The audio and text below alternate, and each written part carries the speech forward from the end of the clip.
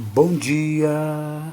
Hoje, dia 12 de dezembro de 2021, dia de cearmos, de termos comunhão uns com os outros, dia de partirmos o pão e de desfrutar a comunhão com os santos, porque o Senhor está repartido em cada um dos seus filhos, ainda que ausente no corpo, mas presente em espírito, pela fé.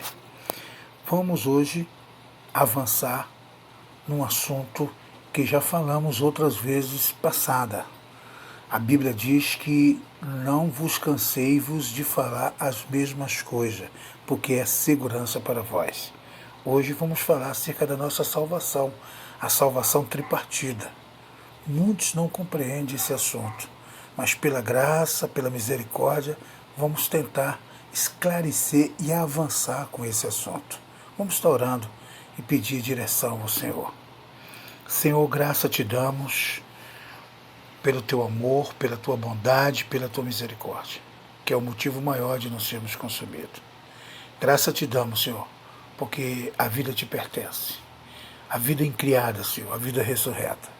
Obrigado, Senhor, porque aprove-te nos alcançar e nos dar essa vida incriada, que uniu a nossa vida, Senhor. E agora nós possamos dizer, passamos da morte para a vida. Seja nosso ajudador, nosso condutor. Ó Senhor, ser conosco, em nome do Senhor Jesus, aquele que vive e reina para sempre. Vamos abrir as nossas escrituras em 1 Tessalonicenses, capítulo 5, versículo 23. É muito importante entendermos de que forma viemos ao mundo, para compreender e para avançar segundo o propósito do Senhor. Somos um ser, né?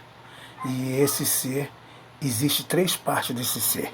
E a gente vai compreender quando o próprio Senhor usou o apóstolo Paulo para discernir essa versão para nós. E diz no versículo 23, capítulo 1 Tessalonicenses 5, 23.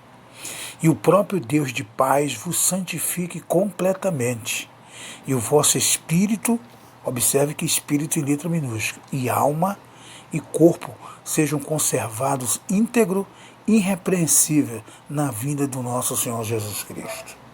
Isso é muito importante, né? Isso é muito importante porque nós, esse ser somos nós, esse ser tripartido, o homem, nós vamos nos apresentar na vida do Senhor e vamos ter que mostrar para o Senhor, apresentar ao Senhor esse ser irrepreensível. Vamos lá em 2 Coríntios, capítulo 5, versículo 10, para compreendermos essa função de nos apresentar, essa forma de nos apresentar. 2 Coríntios, capítulo 5, 1 Coríntios, capítulo 5, versículo 10. Pois é necessário que todos nós sejamos manifestados. Dessa tradução aqui está manifestado, em outra tradução está manifesto, né? Pois é necessário que todos nós sejamos manifestados diante do tribunal de Cristo, para que cada um receba segundo o que fez de bom e de mal, por meio do corpo. Nós vamos ter que nos apresentar diante do tribunal de Cristo na vinda do Senhor, para prestarmos conta do que nós fizemos aqui de bom e de mal, para estarmos intimamente ligados à ação do galardão. É importante nós compreender que esse é um assunto, esse versículo de 2 Coríntios capítulo 5, versículo 10, que trata do tribunal de Cristo, está intimamente ligado ao reino. Porque o reino, aqui é a porta para o reino. Se nós tivermos de adentrar no reino, vai ter que passar pelo crivo desse tribunal. Esse tribunal de Cristo é que vai nos qualificar, que vai nos dar essa condição de adentrar ou não nesse reino. O direito de voltar à vida. Eu gostaria de ir lá para Apocalipse, Apocalipse é muito significante também compreendermos Apocalipse, porque também está intimamente ligado ao tribunal de Cristo e ao reino. É muito importante. Apocalipse capítulo 20, Apocalipse capítulo 20, versículo 6. Olha o que é que diz. Bem-aventurado é santo, é aquele que tem parte na primeira ressurreição. Sobre essa segunda morte não tem autoridade. Pelo contrário, serão sacerdotes de Deus e de Cristo e reinarão com ele durante 1000 anos. Esse é um versículo também que está intimamente ligado ao nosso ser tripartido, à nossa salvação tripartida, né? O direito de entrar ou não no reino, a salvação da alma, a salvação orgânica, a parte orgânica. Isso é muito importante nós compreendermos, porque nós temos um propósito. O nosso grande propósito aqui é estarmos nesses dias sendo treinado, amadurecendo, para que possamos nos apresentar nesse tribunal de Cristo. E assim temos o direito de voltarmos à vida. Olha o que diz o versículo 7 de Apocalipse, capítulo 20. Quando, porém, se completar os 1000 anos, Satanás será solto da prisão e sairá para enganar as nações que há nos 4 cantos da terra, Gog e Magog, a fim de reuni-los para a guerra. O número deles é como areia do mar. Muito importante nós compreendermos isso. E no versículo 5, interior, versículo 5, do mesmo capítulo 20, diz: os outros mortos não reviveram até que se completasse os 1000 anos. Esta é a primeira ressurreição. Por que isso aqui está intimamente ligado ao tribunal de Cristo? Porque no tribunal de Cristo é o direito de voltarmos à vida. Porque quando nós nos apresentarmos diante do Senhor, nós vamos ter direito a recebermos um corpo glorificado ou não. Se recebermos o corpo glorificado, vamos adentrar no reino, participarmos das bodas do Senhor, como está escrito, sentar-se à mesa com Isaac, com Abraão, com Jacó, né? Participarmos das bodas e logo em seguida, né, vamos assumir o controle do universo. Né? Por isso que chama-se reino do céu, quer dizer, o céu governando toda a esfera do universo, tendo controle pleno do universo. E ele conta com a igreja, ele conta com você, ele conta comigo, ele conta com todos que estão nessa luta em prol de alcançarmos esse reino. Por isso que é importante entendermos a salvação tripartida. Por isso que diz lá em 1 Tessalonicenses, capítulo 5, versículo 23, né? Diz claramente que o Deus de paz vos conceda santificação plena, vosso espírito, alma e corpo, que é o nosso ser. Hoje o Senhor habita em nosso espírito pela fé, né? Efésios 2, versículo 8, né? Efésios 2, versículo 8, pela graça foste salvo, por meio da fé, não vem de vós, é dom de Deus, isso é uma graça, o Senhor nos alcançou mediante essa fé, por isso que existe aquele louvor que diz glória, glória ao autor de nossa fé. O Senhor nos concede a fé e a gente então tomamos a decisão de caminharmos com o Senhor. E pela graça o Senhor vem habitar em nosso espírito. E agora sim existe o início de um trabalho. O Senhor quer avançar no nosso ser. Mas nós temos um adversário que também está no nosso corpo, a nossa natureza caída. Também o adversário, ele penetrou com a sua natureza caída na nossa carne. Por isso que a Bíblia diz que a carne milita contra o nosso espírito e o espírito milita contra a carne. Quer dizer, ambos estão querendo alcançar a nossa alma. Por isso que o Senhor diz lá, toda alma que pecar, essa morrerá. Então por isso que a nossa alma ela tem um poder de decisão. Né? A nossa alma ela precisa agora tomar a decisão. Ela precisa ser convencida a se voltar para o nosso espírito, que é o lugar onde habita o Senhor, e aí bem claro dizer isso, porque quando você vai lá para 1 Coríntios, capítulo 3, versículo 16, o apóstolo Paulo fala para os coríntios: não sabeis vós que és templo de Deus e que o Espírito de Deus habita em vós? Então, se o Espírito de Deus habita em vós, agora o que é que acontece? A nossa alma, que tem plena consciência, tem que se voltar para o Espírito, entender a consciência do Espírito, para então avançarmos com o Senhor e nos apresentarmos diante do tribunal de Cristo, né? Diante do tribunal de Cristo, com esse ser irrepreensível. Essa é a grande finalidade. Essa é a grande finalidade desses dias, os dias tenebrosos, dias difíceis, dias em que Satanás está jogando com tudo, né?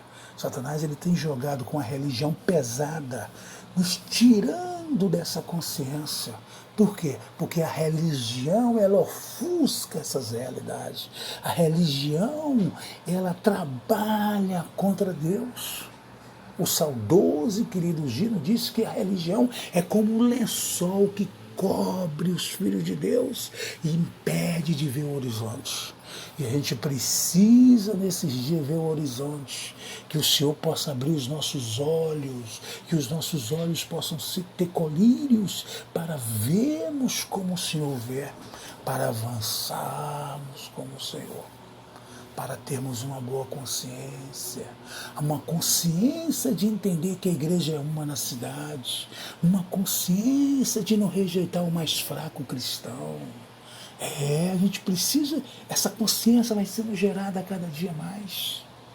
Essa consciência vai sendo gerada a cada dia mais. E a gente precisa suportar uns aos outros em amor, caminhar nesse amor, caminhando em Cristo, avançando para no dia do tribunal de Cristo, segundo os Coríntios capítulo 5, versículo 10, que está intimamente ligado ao reino, nós possamos ter o direito de entrar nas boldas do Cordeiro e, consequentemente, adentrar no reino e reinar nessa esfera com Cristo e colocar o universo em ordem, colocar todo o universo em ordem. Não espere nada aqui nesses dias, a não ser tribulação, luta, confusão sobre a terra. É preciso estarmos em Cristo com consciência pelo Espírito para podermos não sermos enganados, porque o adversário, ele vai tentar enganar muitos filhos de Deus. Essa é a grande finalidade, essa é o grande trunfo do Evangelho. O Senhor salvou o nosso espírito, né? O Senhor veio, salvou o nosso espírito, nos deu toda a provisão dentro do nosso espírito. E agora nós precisamos galgarmos aos poucos, gradativamente, que o Senhor venha convencendo a nossa alma se dobrar ao Espírito e então passarmos a viver uma vida no Espírito. Esse é o grande objetivo. Não tem outro objetivo. Sermos salvos no Espírito e sermos salvos na alma. Não tem outro caminho. Primeiro, o Senhor salvou nosso espírito. Agora o Senhor está salvando nossa alma. E muito em breve o Senhor salvará o nosso corpo e nos dará um corpo glorificado. O Senhor nos dará um corpo glorificado. Esse é o grande objetivo de avançarmos nesses dias. Nesses dias tenebrosos, dias de difícil, dias complexos, dias difíceis. A cristandade está muito enrolada no meio dessa confusão. E a gente precisa ser luz. A gente que anunciamos o Evangelho de Deus, nós precisamos ser luz para avançarmos. Nós queremos desfrutar também de um versículo muito importante. Vamos lá para 1 Coríntios, entender. É muito importante entendermos 1 Coríntios, capítulo 1.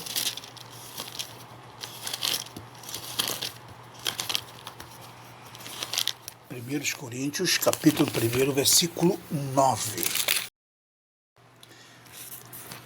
Fiel é Deus, pelo qual foste chamado à comunhão dos seus filhos, Jesus Cristo, nosso Senhor. Versículo 10. Rogo-vos, porém, irmão, pelo nome do nosso Senhor Jesus Cristo, que falei todas as mesmas coisas, e que não haja divisão entre vós, mas que estejais perfeitamente unidos na mesma mente e no mesmo parecer. Isso aqui é o grande sentimento do apóstolo Paulo, o sentimento de Deus, para que a igreja vivesse em unidade. A unidade é um princípio de amadurecimento. Sermos unidos na unidade de espírito e também sermos unidos na unidade da fé. Primeiro, unidade de espírito. Todos creem no mesmo Deus, todos creem no mesmo batismo, todos creem numa salvação única. E depois, unidade da fé, caminharmos com o mesmo propósito. A gente precisa entender o que é unidade de espírito e unidade de fé. A unidade de fé requer maturidade, amadurecimento. Porque se nós não tivermos amadurecimento, nós não temos como andar na unidade da fé. Porque você vai querer uma coisa, o teu irmão vai querer outra, o outro vai querer outro. E aí vira uma confusão, Babilônia, confusão, lugar de lamento. O que nós temos hoje é de vivermos a unidade da fé.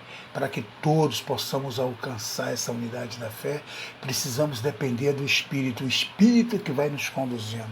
O Espírito conduz a nossa alma. Primeiro, suportarmos uns aos outros em amor. Se você não tem capacidade, eu não tenho capacidade de suportar uns aos outros, estamos reprovados na unidade da fé.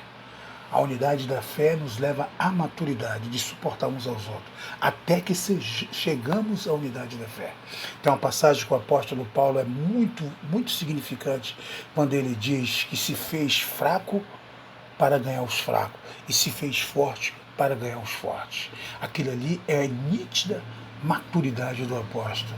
Ele se fez fraco para levar aquele fraco a uma posição de equilíbrio, e se fez forte para levar aquele indivíduo mais forte espiritualmente a um equilíbrio de suportar o mais fraco.